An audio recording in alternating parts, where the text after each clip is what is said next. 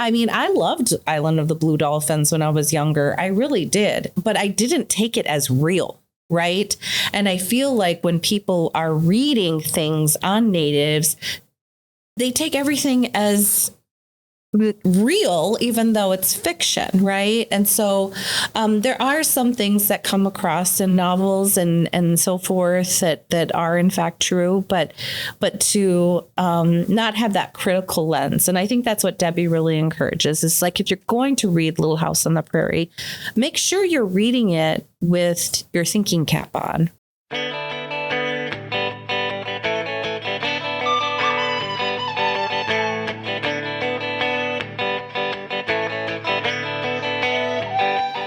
Hello, and welcome to the very first episode of Books Are Good Medicine.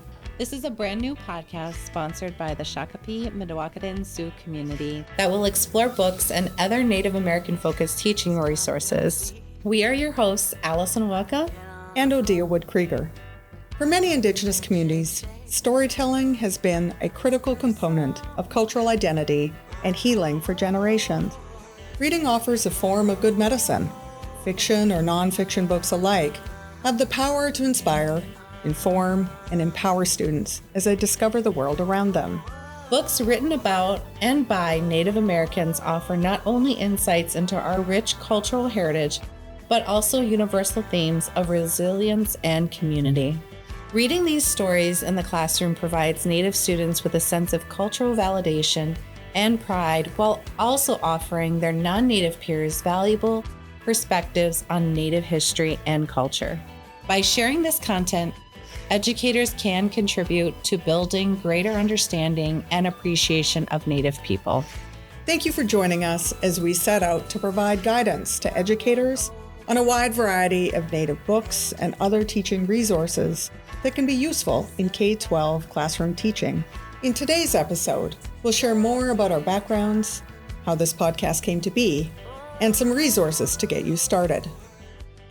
Well, hi, Allison. Hi, it's really Odia. Exciting to be here with you. Yes, finally, after months of planning. Yes, and what's fun about this is I know so much about you, and so my first question is like, oh, tell readers about your background. But ever since I've known you, you've been synonymous with books for me. Oh. And so everything I know about you has been books, books, books. Yeah. So I'm really honored to be able to sit here with you and just bask in your bookness. But could you please tell readers a little bit about who you are and how you got here? Sure. Thank you. I feel like books have really brought me together to a lot of folks.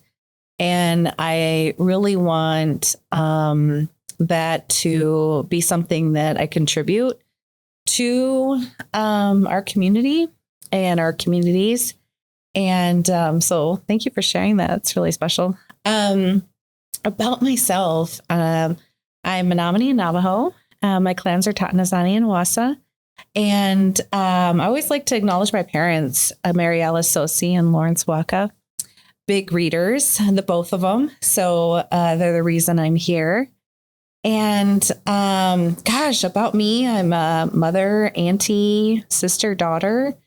And I think that's really what I do all my work for is my nieces and my son. I think that's what has brought me to libraries in particular, but also literacy and books and education. It's a priority of my life. And I've been working in engagement for many, many, many years and really enjoy it. I think that it's been something that's been new to the Native community. Like how do folks want to engage with us? How do we want them to engage with us? And so one of the things that I use most are books. So that's a little bit about me. I'm sitting here grinning because every time I see you, you know, the trunk is open and you have a bunch of different boxes of books and you're like some illicit book dealer. And you're like, books. Do you have this one? Do you need this one? Hey, have you seen this new book by this author? And so I love that about you. Yeah, and You're often like digging things and half unpacking. Yes. My trunk does not belong to me. It belongs to books. Currently, I have 4 boxes. Well, what are they? Well, right now they're young adult books that were given to me. They're brand new books. I sort of do have, I would say, a book dealer. She is a friend of a friend at the University of Minnesota, and she reviews books. And so publishers send her all kinds of books, and she reviews them and then gives her new books away. And I'm the lucky recipient sometimes. And then I deliver them to, right now, different reservations that I go to. So next up, I'll be at Lower Sioux. And so I'll be taking those 4 boxes and delivering them over there.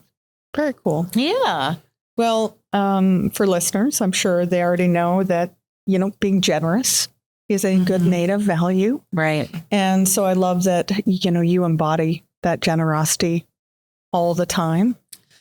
But another thing that's a term that we often use is good medicine. And this podcast, Books Are Good Medicine, was really your idea to come up with that name.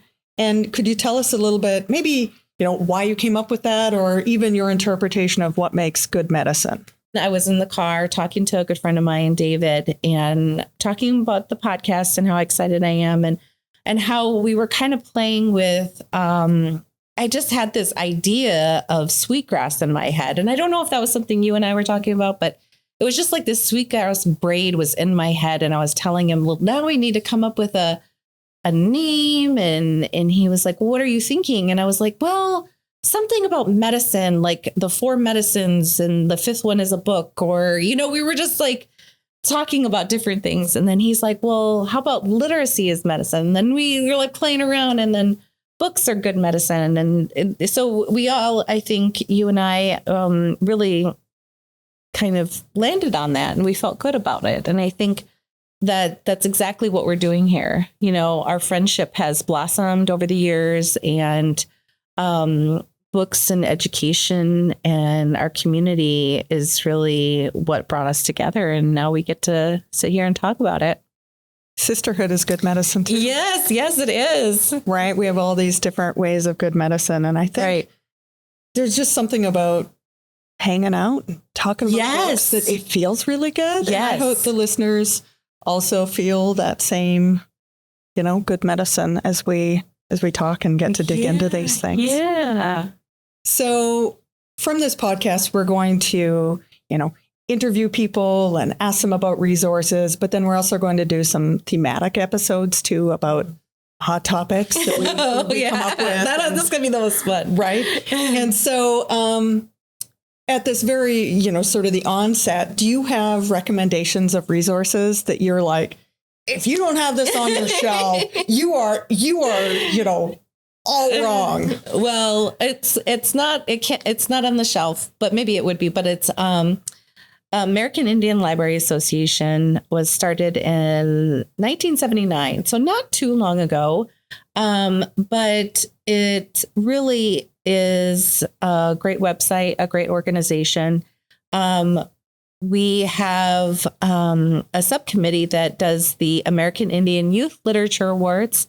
And so every other year we go through Native authored and illustrated books and select winners. And so I think that is a really great resource that I'd love to highlight. The American Indian Library Association has, I think, like 300 or 400 members. And we are the smallest affiliate of the American Library Association, but we are mighty. And really great to see more Native librarians in the world. My mother is a librarian. And so it's the more like her, the better.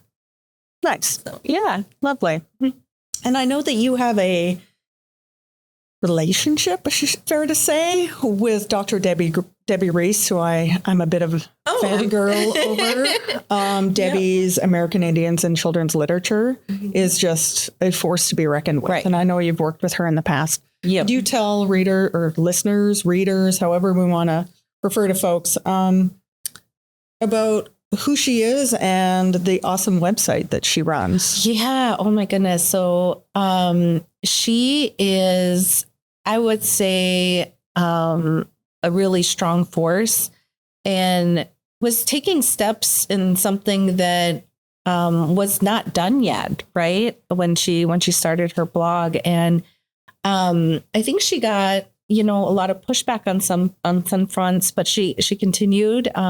She's Pueblo, and I can't say this like forever, but I've never met a Pueblo woman that I have not liked. Right? They are smart and always thinking of the community.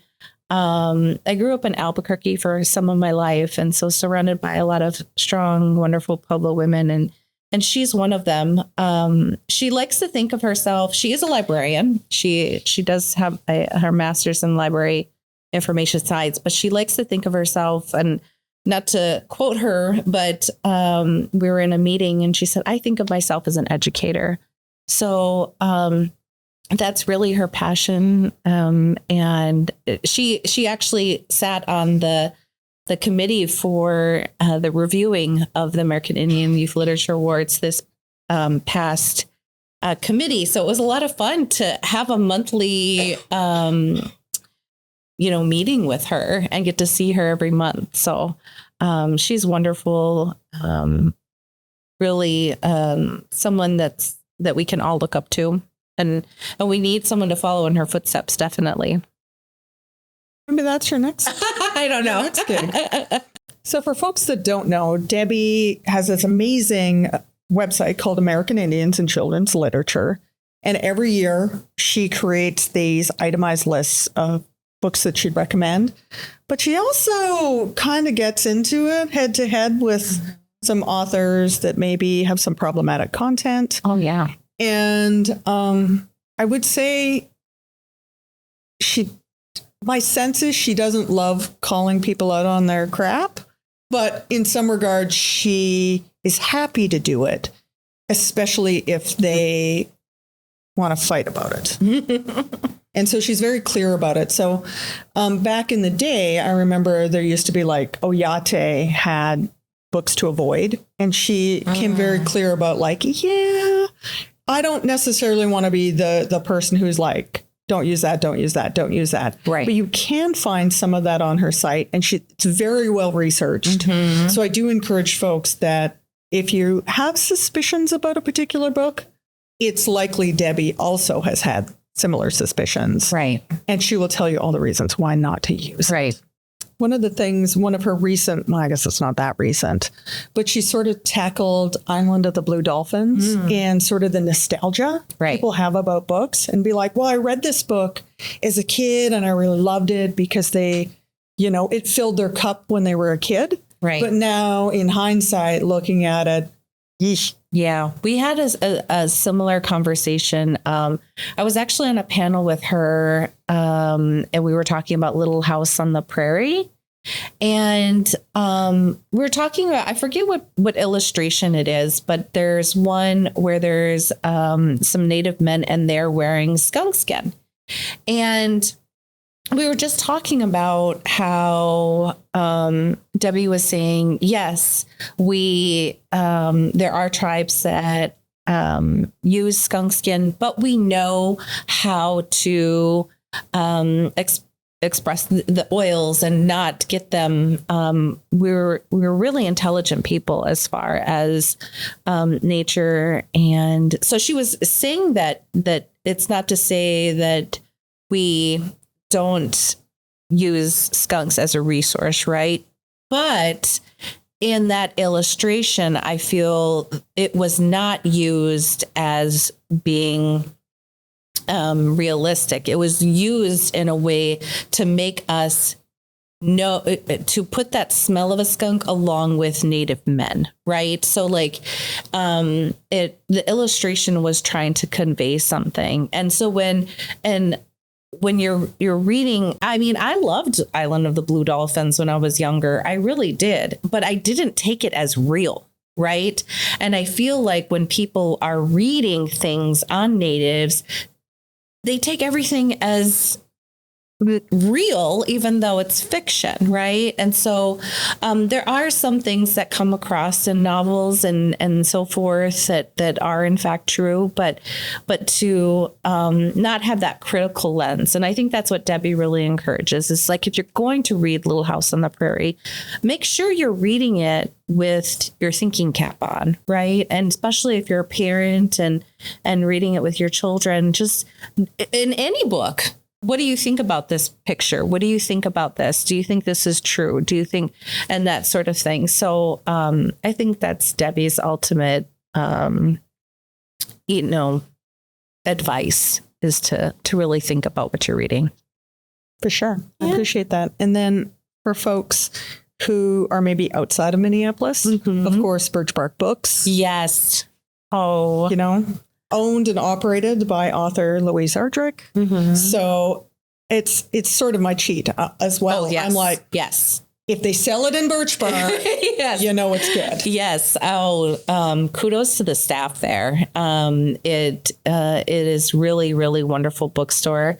If you ever get a chance to visit, please do. It smells so wonderful. It smells like sweetgrass, and it's just a really quaint bookstore. Is there ever a better smell than sweetgrass in books? Books? I don't think so. I have to agree with you. I think that's the best smell. And new books, bookstores have always, our family goes to bookstores every Friday night, usually, just to see what's new. And it's the smell. I'm sure other folks love that smell too, but I'm always sad when people are like, oh, I bought the Kindle version. And I was like, what? What are you thinking? Nothing beats paper. No. My house is slowly turning into a library. As I'm sure yours is. Yes. So my sisters really like to have books in their homes. And I do too, yes. But I'm a big library user. I have only read one book more than once. I don't really like to read books over and over. Like, once I'm done, I'm done. So I'm a big library user. I return it and I put it on its way, But so the books that I have mostly are my son's books. He's a book collector for sure. For sure. I think that's in his DNA. Yes, it definitely is. Yep. Gets it from his grandma. Yeah, I would say I don't necessarily read books over and over, but my mom says, Odia, you've always been a teacher. Like, even as a young person, she always picked that up about me. And so for me, I was a voracious reader, much like you. And both my parents are readers. And in the summer months, like, my parents owned a hardware store, like all year, not just in the summer months. I didn't know that. They had a hardware store.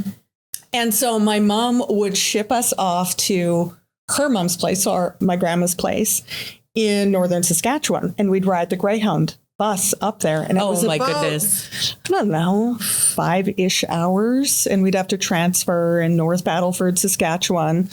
And I would always go to the used bookseller and it was Archie comics. Archie comics were big.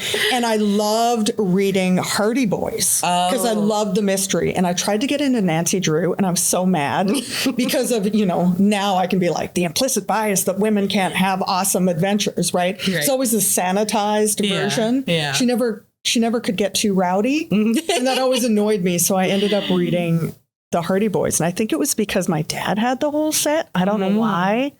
But so I got into that. And so I was really the biggest reader in my family. I have an older sister and a brother who's older yet, and they just weren't readers. And for me, I always joke with my husband, Tim, that I can't listen to audiobooks because I create this movie in my head, and I'll find myself telling them, this movie, it was so great, and this character. And all of a sudden I'll pause and be like, oh gosh, that wasn't a movie at all. That was a book that I've turned into a movie in my head. Yeah. And it's kind of a fatal error on my part, because when they do turn it into a movie, I'm like, that that's crap. That's not how that character is supposed to look. Right. And I reconstruct it all in my brain. Yeah. And so being an educator, I often find I don't necessarily go back to read it, but I'll be like, oh, what's that book that I read that had this theme that I can recommend to a fellow educator about why they should use this one instead of maybe a lesser choice. Well, that's one thing that I wish I would have done in my younger years is written down every book I've ever read. That's one thing I would have liked a list of, you know. All right, Odia, would you mind introducing yourself to our audience? So my name is Odia Wood-Krueger. I was born and raised in Saskatchewan, Saskatoon. And I've lived here in Minnesota since, 2008. I married a cheesehead. So people often chuckle about that. I'm Métis. And so I have just always been an educator, always been a bibliophile. Just here in Minnesota now. I really love Minnesota. Like you said, it feels like home since a place is important. And I'm a lifelong learner. So being able to branch out and constantly learn, read new books, share information has been something that's always been important to me. I always joke because Saskatchewan Learning, like sort of our broad strokes, Minnesota Department of Ed, but up there, their goal was always like, how do we teach people to be lifelong learners? And so every time I say that, I always kind of chuckle and remember my upbringing. I was like, you did it, Saskatchewan. I'm a lifelong learner. Mission accomplished. Right? And so, I don't have any children. I'm a crazy cat lady. And so I often carry around multiple books with me on all of my travels. And I'm just really excited to be able to share things with people and get reader questions and figure out how to help people solve some of these pressing issues that they're seeing in their classroom. Because I know a lot of folks are nervous about how do I make sure representation is authentic and how do I make sure I don't offend people. And I think about Darlene St. Clair, and if folks don't know her, she's a professor at St. Cloud State.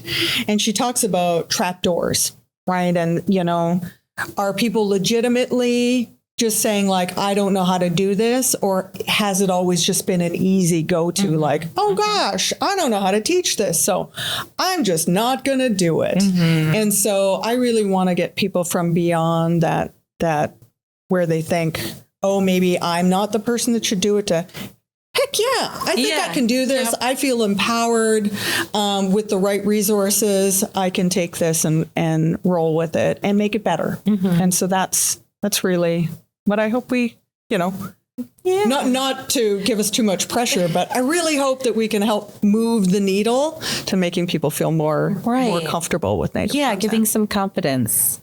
So one resource that I would love to share as well is, so I had just this really awesome experience after I left Minneapolis Public to work with Shakopee on their Understand Native Minnesota campaign. And for folks that don't know that campaign, it is their narrative change campaign. So really looking at what is authentic Native content and how do we incorporate it into K-12 schools in Minnesota.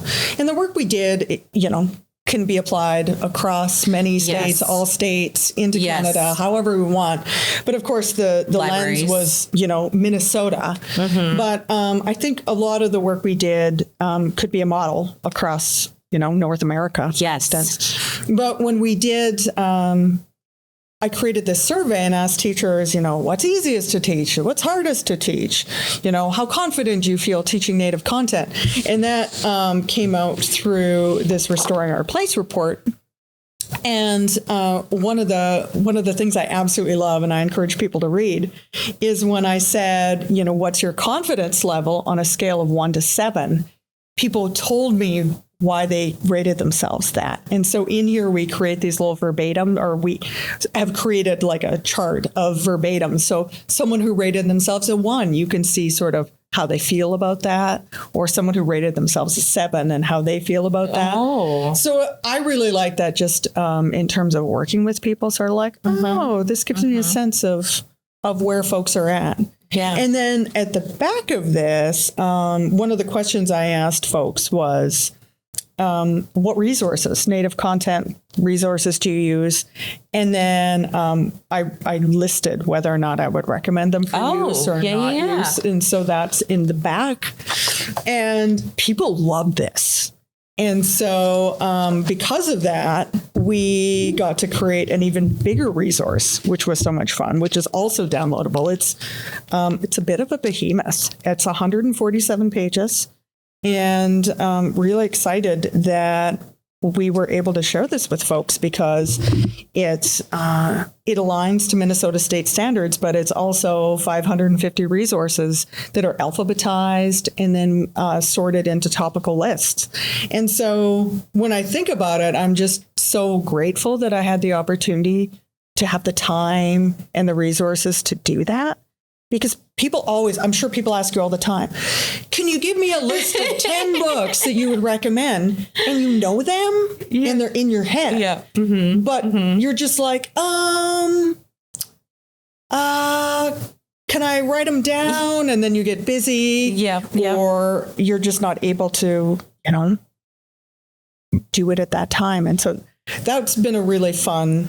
Well, thank you, Odia, for that work. I think that it's impressive, and it really is something that I have given almost at every panel and presentation I've been giving recently, and people are really appreciative. I think that it's much needed, and would really love to see other ones pop up. I laughed when I had my first presentation. Someone's like, so when are you coming out with science? And I was like, can you just let me enjoy this? Just let me ride high for just a little bit. Exactly. But I am looking at, what would a science one look like? Right. Or what would a social studies one look like? So I'm hoping, I don't want to make any promises, but I would love to see something like that. Right. Eventuate. Yes, it would be so lovely and beautiful. And libraries, so many librarians reached out and said that it was such a great, and Oklahoma, I know a librarian there, she was so impressed and really wanted to see something that would be just like it for Oklahoma, because they really need resources and have a lot of tribes there. So you're making moves and waves, and it's awesome to see. Well, I just feel like Minnesota has, well, thank you for that first, but I also feel like Minnesota, we're really positioned, Lieutenant Governor Peggy Flanagan, she's really put Native issues at the forefront, and, passing the Indigenous Education for All legislation last year. So I think we're well positioned to be a leader. And so I kind of feel like we're on an upswing. I think we're often like, we don't want to seem overly optimistic because there's so much work, but I do feel like we're on an upswing right now. Yeah, definitely. I love living here and having this as our home.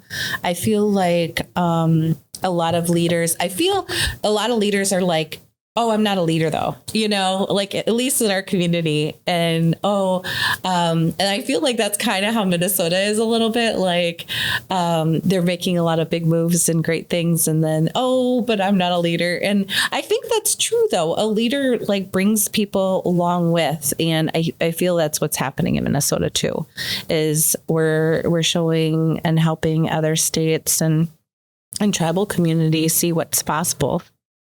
Well, for so long, I know with me, I was like, oh my gosh, Montana, Indian for all. It was sort of like, but I've sort of looked behind the curtain, and things just aren't as rosy as, we were led to believe. And so I think this is a really great opportunity to collaborate and build here. And say hey, Montana, you've held us up for so long, you could lean on us and we'll carry some of the load for a little while. We're in this together, Odia. We are, and I'm excited. I couldn't even think of a better partner. Same. It's so delightful to be here with you. I feel like we do a good compliment of each other, for sure. Thank you. Thank you. And I look forward to being on this journey with you. Yeah. We have some really exciting guests and topics on the horizon, including author talks with some award-winning authors and their latest projects. Subscribe to our channel on Apple Podcasts or Spotify so you don't miss the latest episode. You can expect to see new content from us in your feeds a few times per month. You can also follow us on YouTube and Instagram at Books Are Good Medicine. If you have a topic idea for a future episode, please drop us an email at info@booksaregoodmedicine.com. Thank you for listening. Thank you for joining us for this episode of Books Are Good Medicine. Subscribe to our channel on Apple Podcasts or Spotify. You can also visit our website, booksaregoodmedicine.com, to find episodes and resources or to send us a comment. This podcast is sponsored by the Shakopee Metawakan Sioux community and produced by Goff Public. Our theme song is Stomp Dance by Blue Dog. The opinions expressed on the Books Are Good Medicine podcast by its co-hosts and guests are their own in their personal capacities and do not necessarily reflect the views of any organization with whom they are affiliated or with the podcast's sponsor.